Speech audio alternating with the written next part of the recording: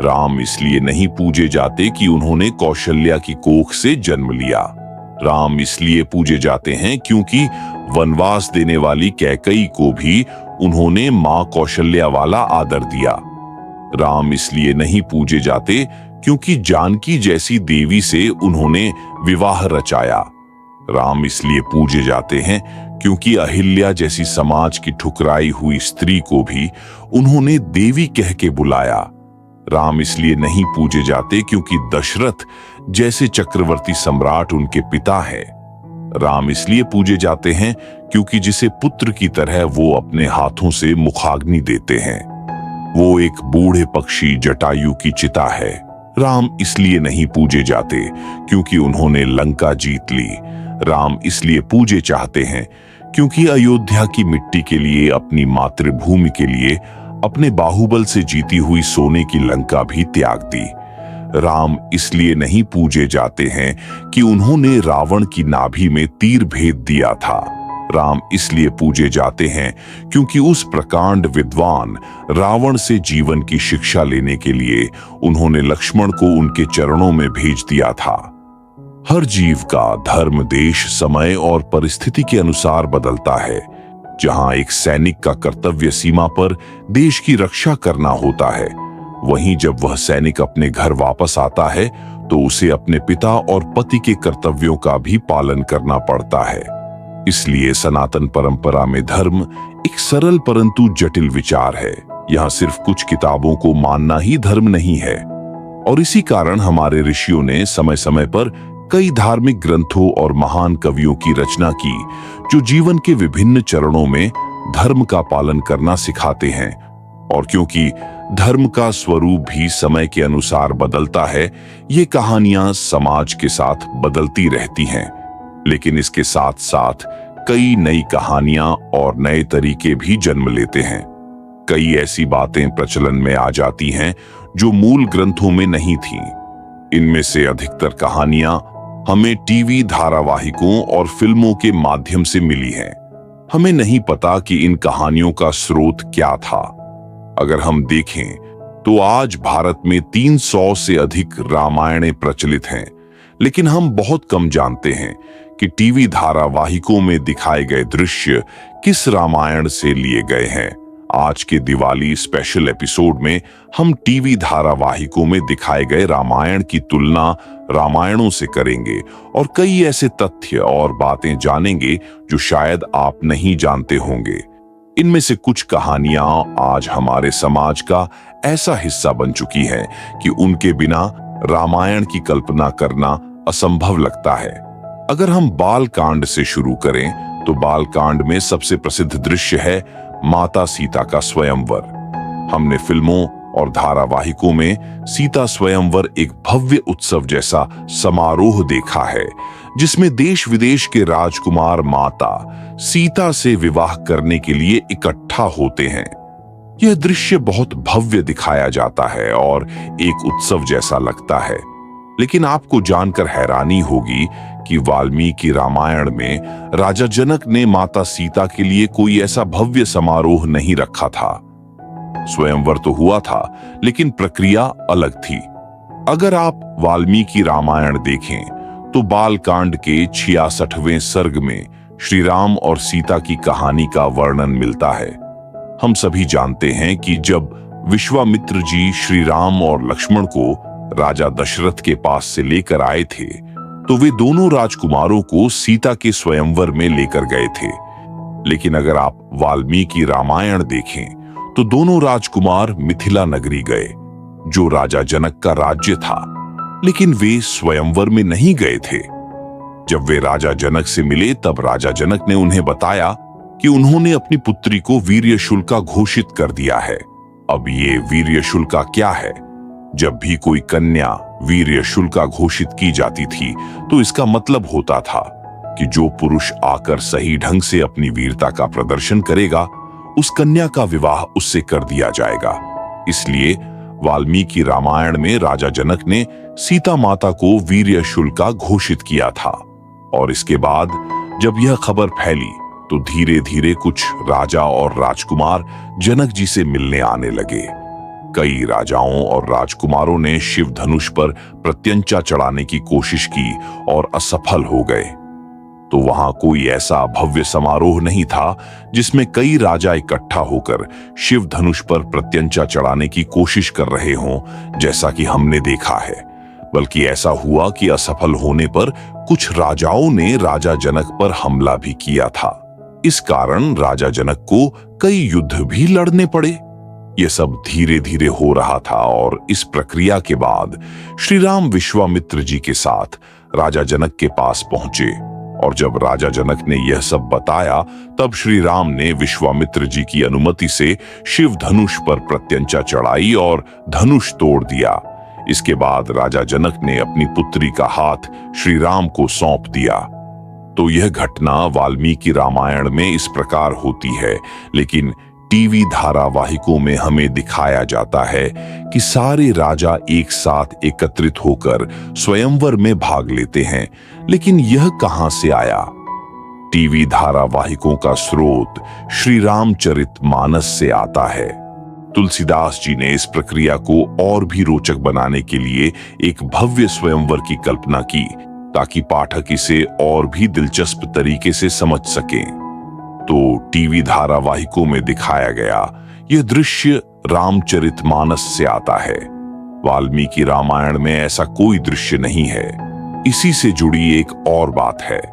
हम सब जानते हैं कि माता सीता ने बचपन में शिव धनुष उठाया था, लेकिन जो हम जानते हैं वह हमें न तो वाल्मीकि रामायण में मिलता है और न ही रामचरितमानस में। यह कहानी कहां से आई? अगर आप जानते हैं तो हमें कमेंट सेक्शन में जरूर बताएं। अगली घटना जो वाल्मीकि रामायण में नहीं दी गई है, लेकिन हमारे समाज में बहुत प्रचलित है, वह है लक्ष्मण रेखा। जब श्री राम माता सीता और लक्ष्मण जी के साथ वनवास में जीवन बिता रहे थे, तब मारीच वध का दृश्य आता है जो बहुत लोकप्रिय है। हम सब जानते हैं कि जब श्री राम जी मृग रूपी मारीच को मारते हैं, तो मारीच श्री राम जी की आवाज में चिल्लाता है। ये सुनकर माता सीता चिंतित हो जाती हैं और लक्ष्मण जी से अपने भाई को बचाने के लिए जाने को कहती हैं। यहाँ लक्ष्मण जी धर्म संकट में पड़ जाते हैं, क्योंकि श्री राम जी ने उन्हें माता सीता की रक्षा के लिए वहां रहने की जिम्मेदारी दी थी। लेकिन माता सीता के कठोर वचनों को सुनकर लक्ष्मण जी उनकी रक्षा के लिए एक लक्ष्मण रेखा खींचते हैं और फिर श्री राम जी की मदद के लिए चले जाते हैं। आप जानकर हैरान होंगे कि वाल्मीकि रामायण में ऐसी कोई लक्ष्मण रेखा का उल्लेख नहीं है। अगर आप वाल्मीकि रामायण के अरण्यकांड के 45वें सर्ग को देखें, तो इसमें बताया गया है कि लक्ष्मण जी माता सीता के कठोर वचनों को सुनने के बाद मानसिक रूप से अपने मन को संयमित करते हैं और फिर श्री राम जी की मदद के लिए जाते हैं। यहाँ किसी लक्ष्मण रेखा का कोई वर्णन नहीं मिलता। और अगर आप सोचते हैं कि यह घटना श्री रामचरितमानस में दी गई होगी, तो अरण्यकांड में सीताहरण प्रसंग में भी लक्ष्मण रेखा का कोई उल्लेख नहीं मिलता। तो फिर टीवी धारावाहिकों और फिल्मों में इसे कैसे दिखाया गया? लक्ष्मण रेखा का उल्लेख श्री रामचरितमानस के लंका कांड में मिलता है। जब मंदोदरी रावण को समझाती हैं कि वह श्री राम जी से युद्ध न करे, तो वह कहती हैं कि जब तुम लक्ष्मण जी द्वारा खींची गई रेखा को पार नहीं कर सके, तो श्री राम जी से युद्ध कैसे जीतोगे? यहाँ लंका कांड में लक्ष्मण रेखा का उल्लेख मिलता है, लेकिन न तो वाल्मीकि रामायण के अरण्य कांड में और न ही श्री रामचरितमानस के अरण्य कांड में, जहां सीता हरण होता है, लक्ष्मण रेखा का कोई वर्णन है। एक और कहानी है जो हमारे समाज में गहरी पैठ बनाए हुए है। वह है शबरी जी के झूठे बेर की कहानी। ये कथा बहुत ही प्रसिद्ध है और हमारे भीतर की भावनाओं को छूती है। हमने इस कहानी को इतना अपनाया है कि इसे भक्ति गीतों के रूप में सजाया गया है। टीवी धारावाहिकों में भी हमने देखा है कि जब श्री राम जी लक्ष्मण जी के साथ शबरी माता की कुटिया में आते हैं, तो शबरी माता उन्हें अपने झूठे बेर खिलाती है, ताकि श्री राम जी को कोई खट्टा या खराब फल न मिले। और श्री राम जी जानते हुए भी उन बेरों को बड़े प्रेम से खाते हैं। यह दृश्य बहुत ही भावुक होता है, लेकिन आपको जानकर आश्चर्य होगा कि वाल्मीकि रामायण में झूठे बेर खिलाने का कोई उल्लेख नहीं है। यह घटना वाल्मीकि रामायण के 74वें सर्ग में आती है, लेकिन वहां शबरी जी श्री राम और लक्ष्मण जी का स्वागत करती हैं और उन्हें कई फलों का भोग लगाती है, पर झूठे बेर नहीं खिलाती। तो ये घटना कहां से आई और टीवी धारावाहिकों में इसे कैसे दिखाया गया? जब हमने शोध किया तो हमें पता चला कि श्री रामचरितमानस में भी ऐसा कोई प्रसंग नहीं है। शबरी जी श्री राम और लक्ष्मण जी का स्वागत करती हैं और उन्हें फल भेंट करती हैं, पर झूठे बेर की कहानी वहां भी नहीं है। ये कहानी पद्म पुराण और ओडिया रामायण से आती है। इन ग्रंथों में यह कथा मिलती है जो जातिगत भेदभाव के खिलाफ हमें एक महत्वपूर्ण संदेश देती है। यह हमें सिखाती है कि भक्ति और प्रेम में कोई ऊंच नीच नहीं होती। इस प्रकार की कहानियां हमारे समाज का हिस्सा बन गई हैं, भले ही उनका स्रोत वाल्मीकि रामायण या श्री रामचरितमानस न हो, लेकिन उन्होंने हमारे दिलों में विशेष स्थान बना लिया है। अब हम एक और आइकॉनिक दृश्य की बात करते हैं जो हनुमान जी के सीना चीरने की घटना से जुड़ा है। यह कहानी हमारे दिलों, दिमागों और आंखों में बसी हुई है।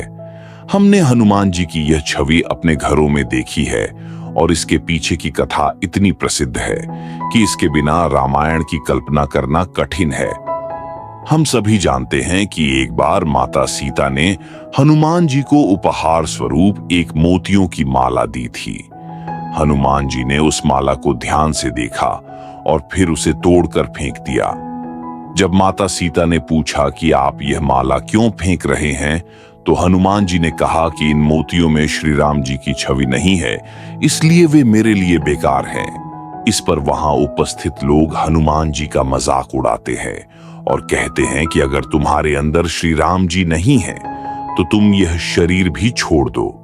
तब हनुमान जी अपना सीना चीर कर दिखाते हैं और उनके सीने में श्री राम, लक्ष्मण और माता सीता की छवि दिखाई देती है। यह हनुमान जी की भक्ति का अद्वितीय उदाहरण है। लेकिन अगर आप वाल्मीकि रामायण में इस घटना को खोजने जाएं, तो आपको यह नहीं मिलेगी। वाल्मीकि रामायण के युद्ध कांड के 128वें सर्ग में इसका वर्णन मिलता है, लेकिन वहां हनुमान जी को एक मोतियों की माला दी जाती है जिसे वे अपने पास रख लेते हैं। ऐसा कोई दृश्य नहीं है जहां वे माला तोड़ते या सीना चीरते हैं। श्री रामचरितमानस में भी इस घटना का कोई उल्लेख नहीं है। तो यह कहानी कहां से आई? जब हमने शोध किया तो हमें पता चला कि यह कहानी बंगाल की रामायण से, जिसे कृतिवासी रामायण कहा जाता है, आई है। कृतिवासी रामायण 15वीं सदी में लिखी गई थी। हम देख सकते हैं कि हमारी भारतीय संस्कृति कितनी विविधतापूर्ण है। हमारी रामायण एक पवित्र कथा है जिसे अलग अलग कवियों ने देश के विभिन्न हिस्सों में हर युग में लिखा है, और हर बार उन्होंने ऐसी घटनाओं को जोड़ा जिसने न केवल उनके क्षेत्र में बल्कि पूरे भारत के दिलों में जगह बनाई। इस वीडियो का उद्देश्य किसी भी चीज का खंडन करना नहीं है, बल्कि सिर्फ यह समझाना है कि रामायण के अलावा भी कई किताबें हैं जिन्होंने श्री राम और उनकी कथा के माध्यम से हमारे पूरे समाज को जोड़ रखा है, और यह भी दिखाता है कि सनातन धर्म एक स्थिर रूढ़िवादी धर्म नहीं है जहां आप खुद को एक किताब में बांध लेते हैं और बाकी सब कुछ देखना बंद कर देते हैं। यहाँ एक पवित्र कथा को बार बार बताया गया है और हर बार इसे समान सम्मान दिया गया है। अंत में हमारा यह उद्देश्य बिल्कुल भी नहीं है कि आप किसी कहानी पर भरोसा करना छोड़ दें या आपकी भावनाएं आहत हों, बल्कि यह समझना बहुत महत्वपूर्ण है कि हमारी संस्कृति में कहानियों का विकास कैसे हुआ और उन्हें किस प्रकार समय समय पर बदला गया। हम इन कहानियों से प्रेरणा लेते हैं और हमारे जीवन में उनके माध्यम से नैतिक मूल्यों को स्थापित करते हैं। आपको वाल्मीकि रामायण पढ़नी चाहिए, आपको श्री रामचरितमानस का अध्ययन करना चाहिए और साथ ही उन सभी पुस्तकों और परंपराओं को भी जानना चाहिए जो हमारे समाज का अभिन्न हिस्सा है। इससे आप रामायण और महाभारत जैसे महाकाव्यों को एक व्यापक दृष्टिकोण से देख पाएंगे और ऐसी ही भक्ति और ज्ञानवर्धक कहानियां सुनने के लिए लाइक, शेयर और सब्सक्राइब जरूर करें। धन्यवाद। जय श्री राम।